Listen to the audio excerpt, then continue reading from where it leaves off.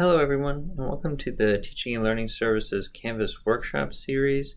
We actually had to go ahead and re-record this first session because we had a little bit of trouble during the room recording. So bear with me, this will probably go a little quicker because it won't be interrupted by questions or anything from the audience, but feel free to email me any questions that you have at the end if you make it through this, and I'd be happy to answer them. We hope in the future that you can attend, obviously, or join virtually at that link that's provided on the flyer. But if not, we'll be sending these out afterwards each week. So as of now, everyone should be able to access Canvas by going to canvas.sf.edu. So if you want to follow along, the things that we really want to cover in this session is just basic Canvas navigation, both at like the global overview Canvas level and the course overview, or like your course level navigation, and then also kind of getting into your account profile setup and setting up your notifications. So it should take about, well, we did it in 30 minutes with a live audience, but I think now that I'm just talking in a room, I should do it in about 20 minutes. So yeah, so just kind of follow along the best you can. I'll try to point things out as we go, and I hope to just, make it as easy as possible. So this is always going to be the Canvas landing page, this Canvas dashboard. So this will be the first thing you see whenever you log in, and your courses will be located here in the center in this tile view. We'll get into more of this stuff as we move along. This is more of just kind of like a pointing out where things are so you can start getting adjusted and acclimated to operating in Canvas. So this here on the left hand side, if you look here, this area, they call that the global navigation bar, and that's not course level navigation, that's like navigating all of Canvas. So you will not have this admin here, but you will have account, dashboard, courses, calendar, etc. So we'll just go top to bottom. So account, that's like your profile Canvas account. If you click on this, it'll show every class that you're enrolled in as the instructor. It will also have kind of a picture of yourself, your email address, your phone number, and we'll talk later about how you can set all this up. Your dashboard is your landing page. It'll show your current courses, any sandboxes, and sandboxes are just places that you can work on stuff, create modules, create quizzes before you push them out to your regular class. Courses, again, you have a list of your courses, and then the important thing is for the courses is to make sure that you have your most current courses visible here and in this dashboard. So if you ever think you should have a course and you don't see it here, click all courses.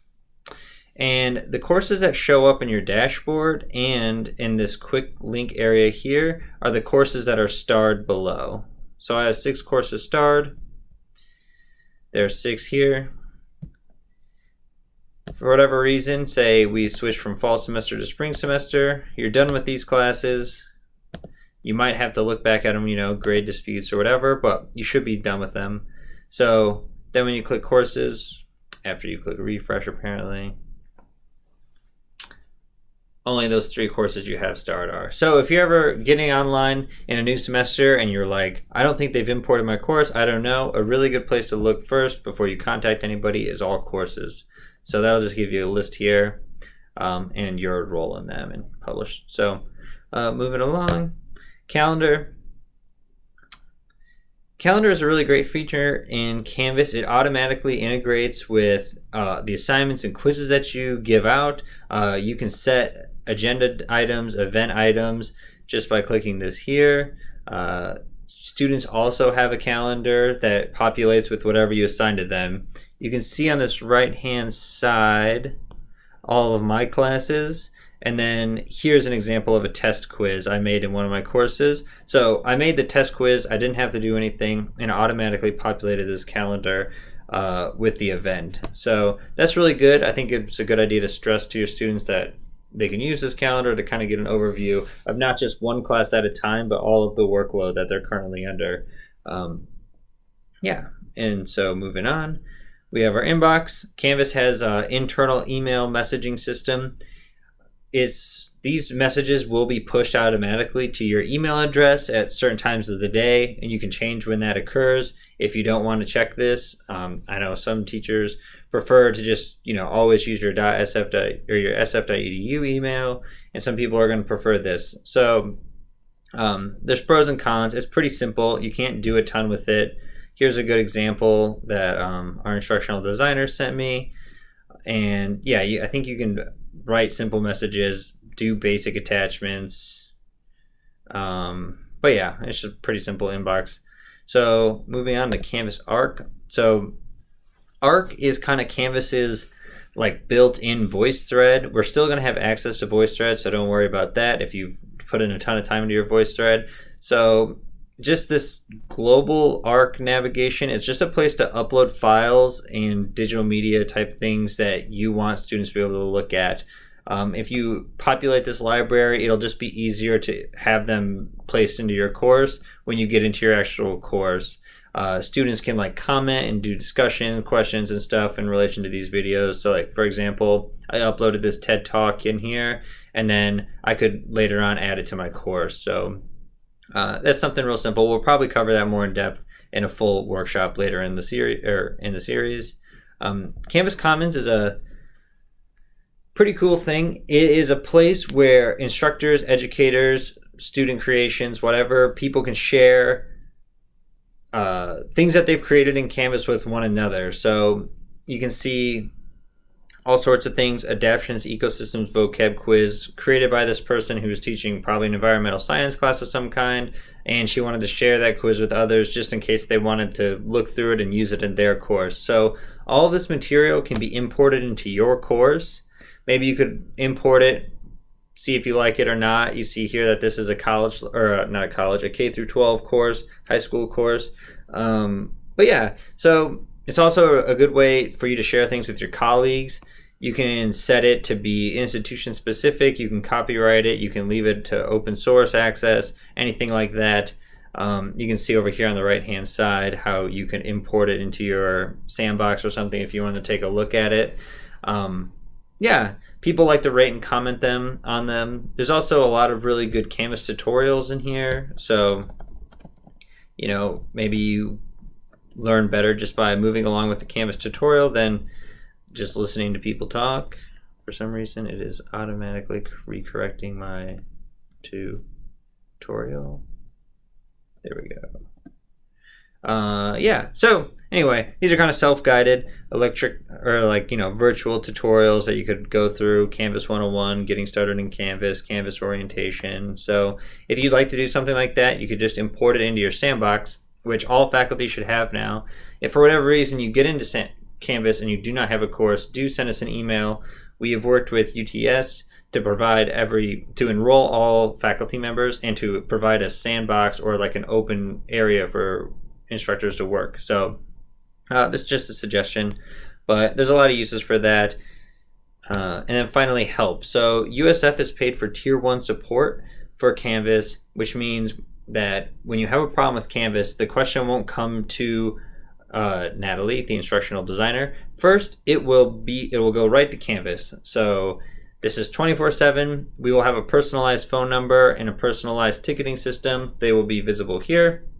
And the thing that I think we would like to stress the most is that Canvas help is not just for errors and bugs and why isn't this working. It's also for just how-to questions. So say you have a pretty complicated grading system and you want to know how you can best set that up and group your assignments and add really complex weighted systems. Maybe you just put in a help ticket and have Canvas help you. The Teaching and Learning Services team would be happy to, but it's just something that they provide, and it's 24/7 support, so there'll be times where they'll be much quicker to answer, I'm sure, than our regular staff will be. So use it. It's great. We're really excited for that feature ourselves. So that is the global navigation. That's kind of just a really brief overview.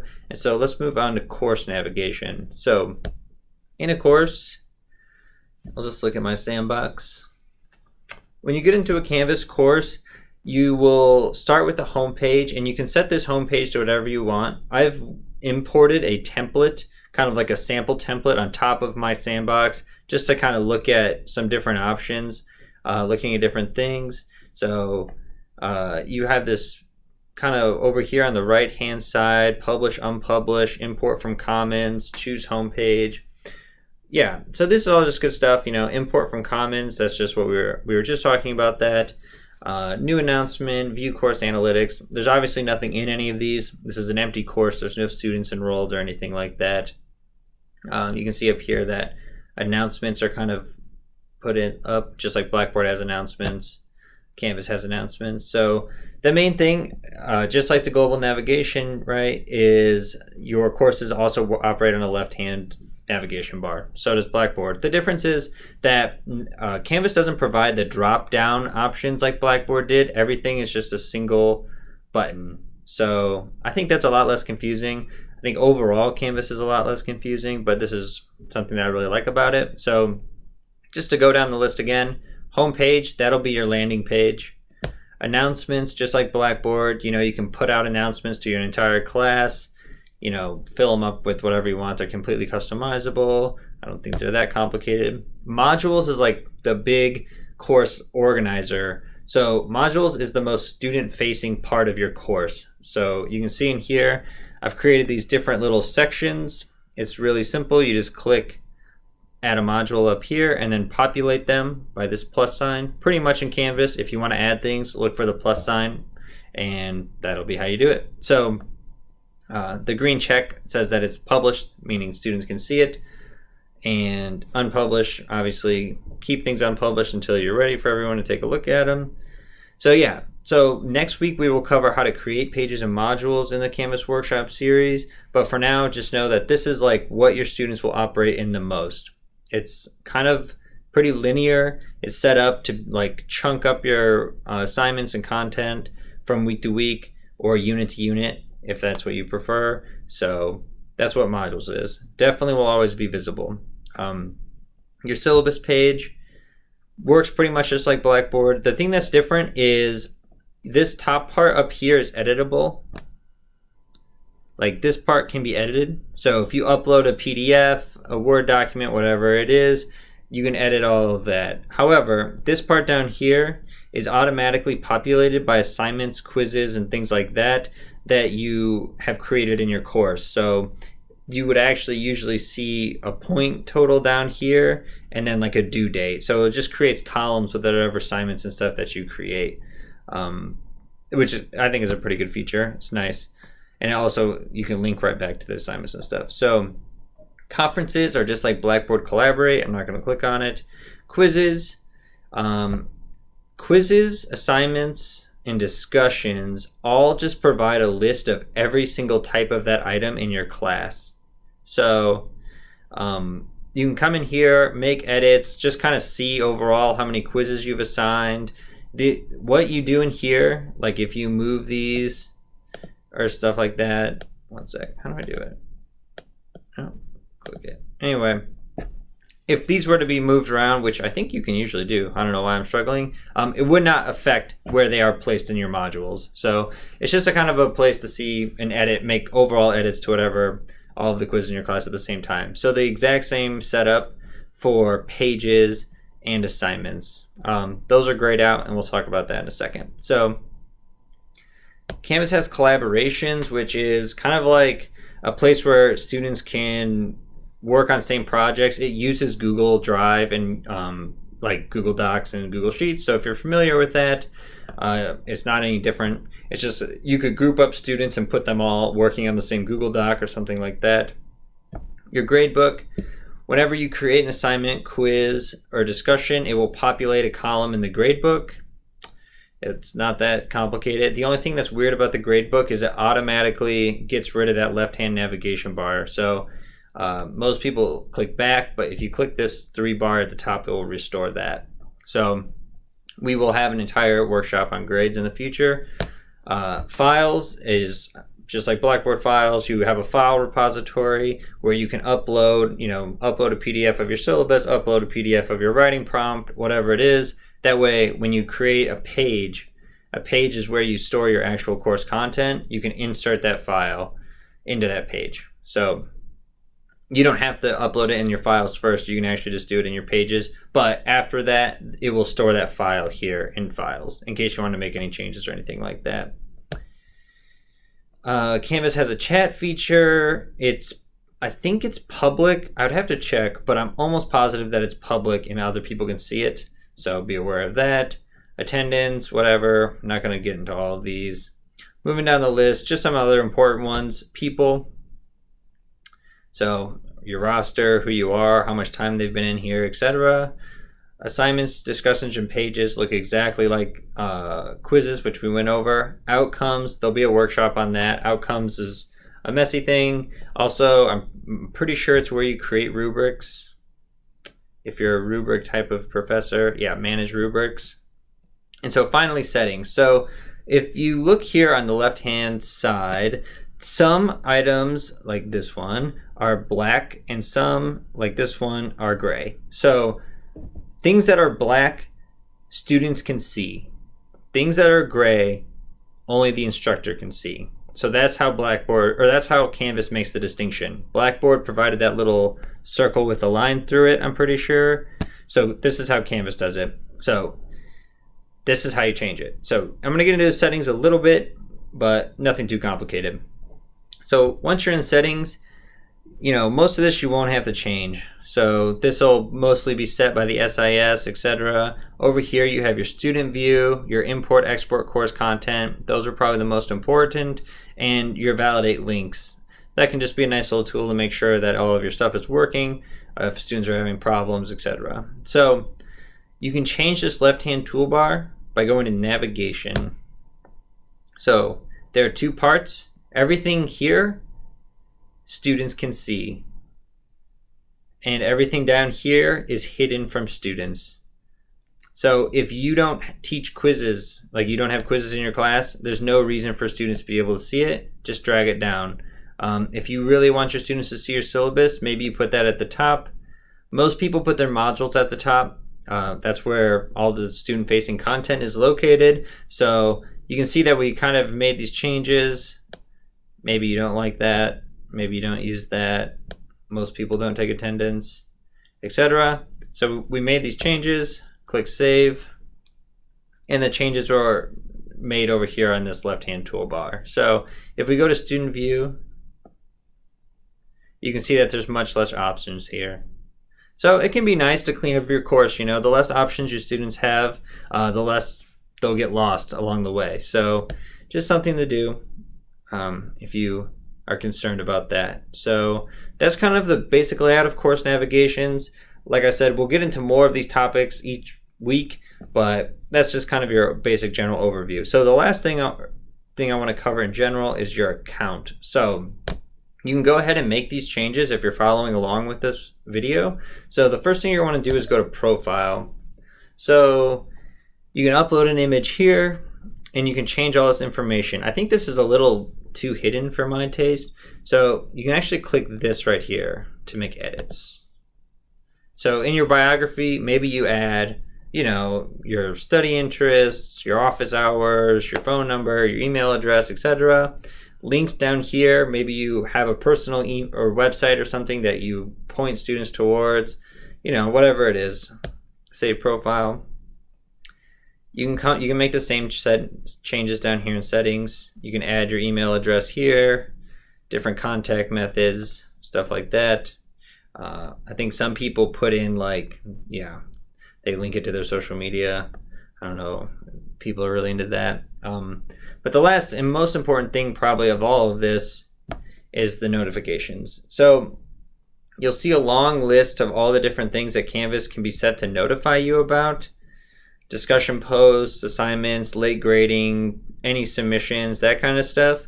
And then you can just set all of these right here. So notify me right away, send daily summary, send weekly summary, do not send me anything. So, you know, maybe you know you have a big paper coming up and due one of your classes, so you want to make sure that you're notified of all conversations. So conversations are what they call the inbox. So yeah, So, or maybe you're being overwhelmed by all these people emailing you and you just want to do it more in your email. Maybe you set this to only happen daily. So you'll get a daily report. I think it happens around at nighttime, like 4 or 5, where that's just a list like 8 students emailed you, and it will have all of the little, like what they said, just a little blurb about what they said. But yeah, so take the time to set this up. Canvas notifications can be a little overwhelming. The defaults are definitely leaning towards notifying you, so maybe you don't want to be notified as frequently as Canvas wants you to be. Yeah, so it's not that hard, just kind of go through and flick the switch, and there's not even any save. It automatically saves it for you. So that concludes this Canvas video. I do hope that this was useful. Next week we will be covering how to create pages and modules. That's kind of like how to create content in Canvas. So not assignments so much, but more just like reading prompts, etc., stuff like that. Just custom content in Canvas course. So yeah, hope you tune in next week, and I hope this was useful. Send any questions that you have to kmossman@sf.edu. Thank you.